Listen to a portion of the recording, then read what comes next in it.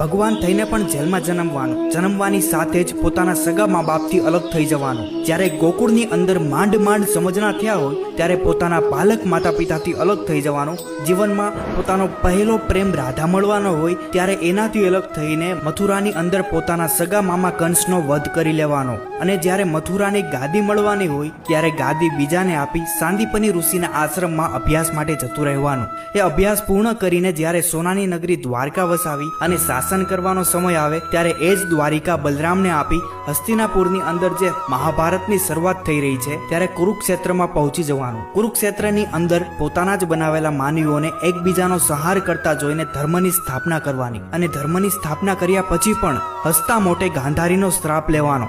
અને શ્રાપ લીધા પછી પોતાના જ યાદવોનો એકબીજાનો વિનાશ કરતા જોવાનો. અને છેવટે પોતે ભગવાન હોવા છતાં પણ એક પારધીના તીરથી સામાન્ય માણસની જેમ મૃત્યુને પ્રાપ્ત કરવાનું. અને પોતાના